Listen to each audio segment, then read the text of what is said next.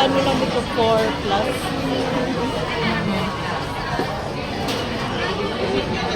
Ayun na ngayon, nagmahal na.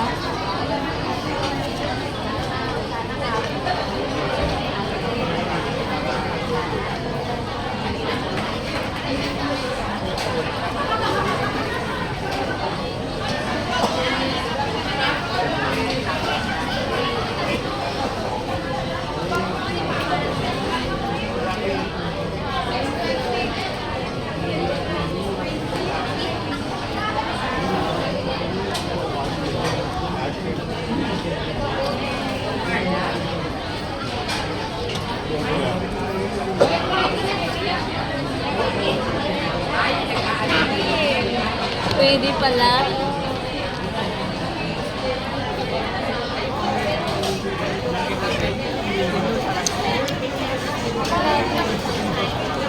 Ilawin mo muna. Ilawin mo muna lahat. Pantay-pantay. So, paano ikaw na maghalo? Ikaw na maghalo. Hindi ko ano eh.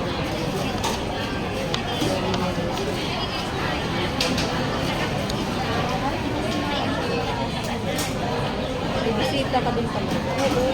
Kailan nag-start? Kahapon. Sa akin kanina ng umaga. Buti na lang kita mo. Oo.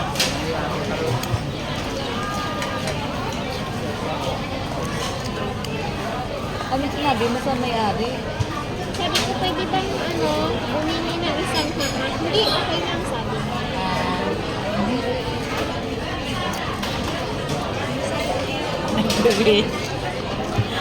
Ano?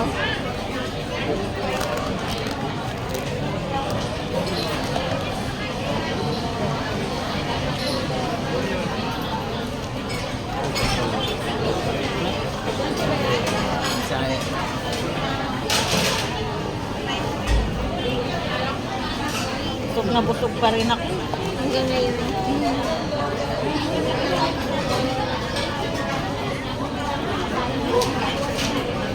Sa akin mag-ano yung chan ko. Pero iba talaga pag gusto ko yung parang bigat talaga yung ikaw naman nakakapagod. Ang ngalay. Sa ilalim niya. Dito mo try mo kumain dito sa manukan. Try mo dito. Pero masarap yung mag-inat. Ay, mag-inasal. Na-try mo na. Kapag kumakain ako sa labas, hindi na ako kumakain ng manok. Isda, saka ano na lang, yung mga gulay. Kasi Ayun sa, ang binabawi tama mo. na. Kasi sa bahay kasi, Pantay tayo. tama na, tama na. Tama na, tama na. Diyos ko, tama na. Ano sa bahay? Sa bahay, puro manok ang pagkain na. Kaya puro manok. Kaya pag sa labas ako, isda, saka ano, gulay ang kinakain ko. Ito ba? Yan, mga sopas. So sa manok ang luto mo? Sa manok? Minsan, fried honey chicken, ganyan. Minsan, yung basta maraming klase na ano. Lemon chicken yun. Yung manok, Manok lang talaga. sa isang linggo, 2 beses na karne ng baboy. Tapos manok na. Kahit straight na manok, wala silang basta iba-iba lang yung luto. Yung mga bata, sobrang hilig na Chicken. Tapos sa isda, sa isang linggo, 1 beses na. Depende. Hindi sila makain sa Anong amo mo? Hindi. Ayaw nila ng isda eh. Anong amo mo? Chinese. Mga bata pa. Mga bata pa kasi.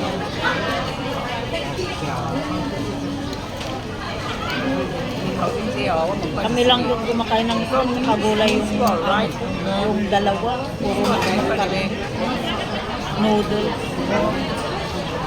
Bili sa labas. Sabi nila, di ba ayaw nila ng may seasoning parang gano'n. Pero mas gusto naman nilang bumili sa pagkain sa labas. Mas marami nga yung Kaya nga, nilalagay. di ba? Ang gusto nga ng amo ko sa sopas, asin lang yung ilalagay ko. Pero mas gusto naman niyang bumili sa labas. Kaysa yung niluluto ko sa labas. Ewan. Asin lang. Luluto ka ng sopas? Kumakain ka ng sopas? Hindi, nilalagay. Bumabili na. Ganyan lang oh. Hindi niya Tinatago nyo lang? Yung mga door na ganyan? Oo. Ako bumibili ako ng chicken sa kabit minsan. Para may lasa din. Tapos, fish oil. Yung Nilalagay mo fish din sa sauce. pagluto. Yung fish sauce. Di ba masarap ang balasa yung fish sauce? sarap sa chicken.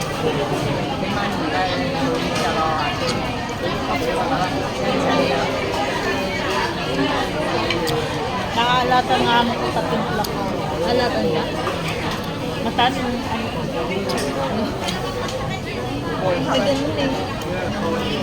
Sabi niya masarap. Kaso bawasan mo yung ano yung asin mo. Yung timpla mo.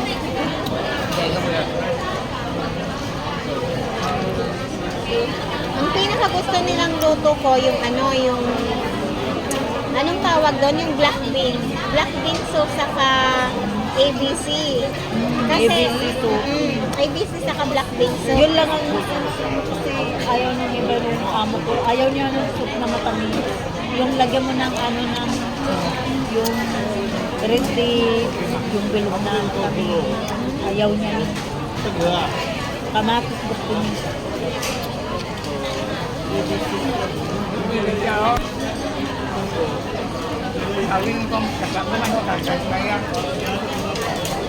Saka gusto nila yung pagluto ko ng ng sunny side up.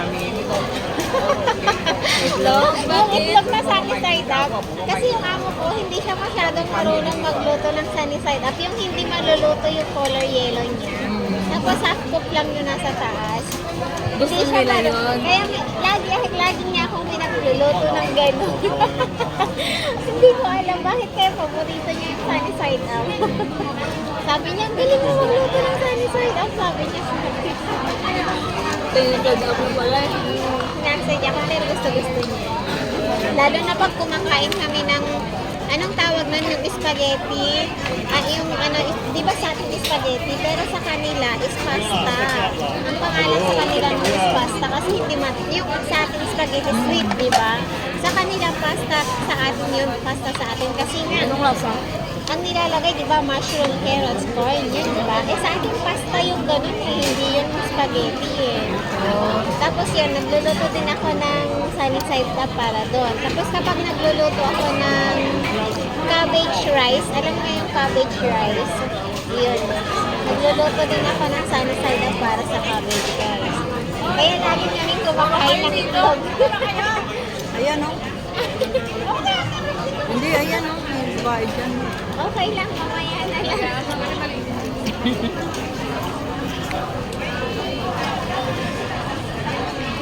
Tapos yung yung adobong manok, di ba sa atin is adobo? Sa kanila is lang yun, chicken with Soy sauce. with soya sauce ang pangalan sa kanila nun. Pero sa atin di ba adobo? Pero pagluto mga adobo ng chicken with soya sauce, parang adobo na. Ang nilalagay ko doon adobo. Tapos dati, di ka sabi ko adobo kasi sabi ng amo ko, magluto ka ng chicken with soya sauce. Sabi niya, adobo pala yun. Tapos sinusulat ko kasi. Tapos, what is this adobo? Hindi, sabi niya, I searched this adobo. Sabi ng amo ko, I will search this one. Tapos yun, alam niya, yun pala yung sinabi ko sa'yo na lutuin mo. Ngayon, alam na niya. Yung pagluto mo ng adobo, Filipino style. Oo, Filipino style. Gusto nila.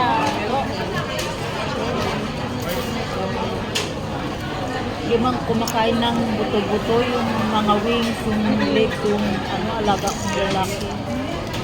Puro yung walang buto. Ayaw niya nang may buto. Puro laman. Nakakauma yung puro lang na. Kagaligtaran dun sa mami niya naman. Gusto niya yung wings, yung backbone. Ayaw niya ng yung Laman. Yung amo kong lalaki, ayaw niya ng isda.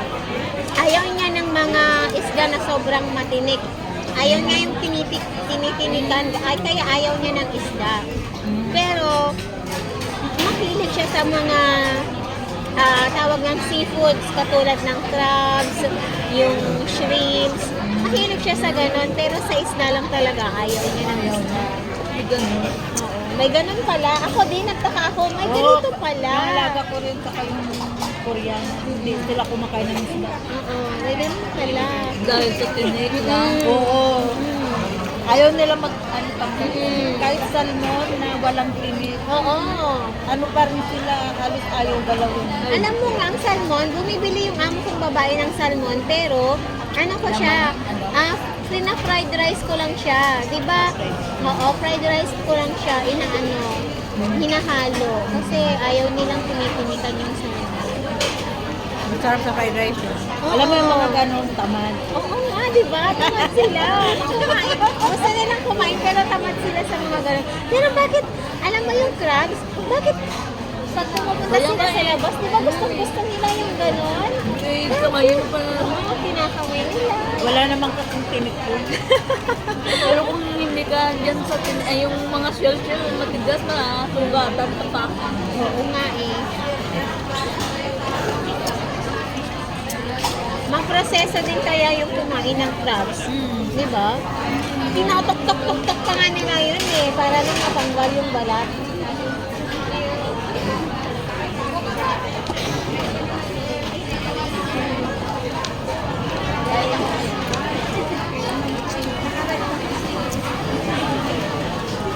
Nakapal yung yellow.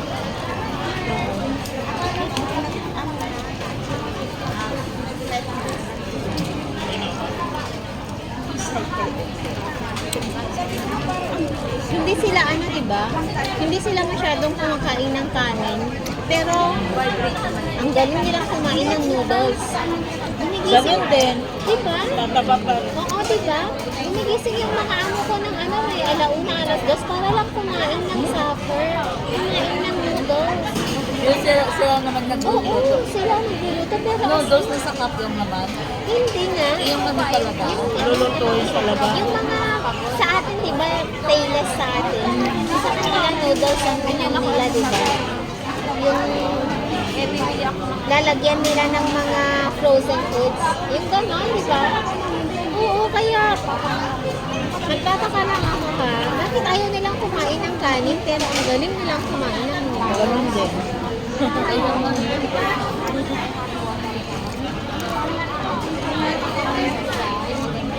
Amo ko 2 kutsara. Oo, Na, di ba? panin. Oo,